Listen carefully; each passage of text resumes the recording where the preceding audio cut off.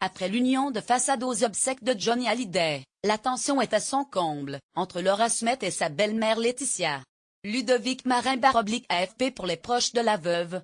C'est le courrier qui a mis le feu aux poudres.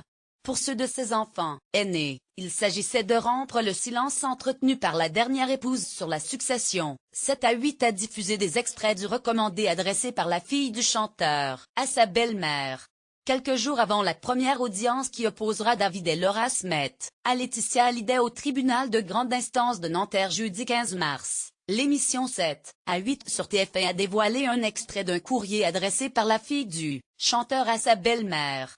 Envoyé le 31 janvier en lettres recommandées au domicile de Laetitia, à Marne-la-Coquette, la missive aurait accéléré la dégradation des relations entre les Hallyday. La fille du rocker y aborde la question de l'héritage de Johnny, alors qu'elle est sans nouvelles de sa belle-mère depuis les obsèques du chanteur. Lire aussi, guerre des clans pour l'héritage de Johnny Hallyday, qui soutient qui?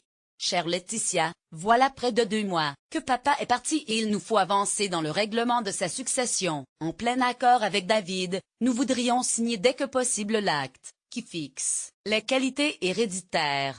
Merci d'avance, y écrit Laura Smet. Le lendemain, le notaire de Laetitia fait part de la réponse de celle-ci. Les enfants de Johnny, Laura Smet et David, ont été déshérités par leur père au profit de la veuve. Ces derniers demandent alors à écouter sous 48 hectolitres album de leur père, enregistré peu de temps avant sa mort, sur lequel ils souhaitent avoir un droit de regard. Cette fois-ci, la réponse de la veuve est ferme. C'est avec beaucoup de surprise que j'accuse réception de votre lettre. Cette requête prend le ton d'une mise en demeure. Je n'entends pas accéder à cette injonction qui n'est pas fondée. L'intégralité des droits d'auteur et d'artiste-interprète de mon époux m'a été dévolue au terme de ses dernières volontés, écrit-elle.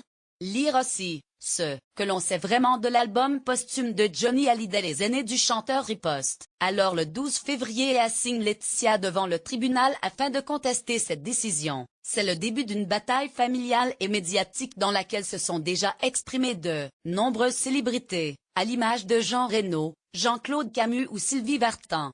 La chanteuse avait notamment déclaré à l'égard de son ancien époux, « Ce testament ne correspond en rien à l'homme dépeint aujourd'hui.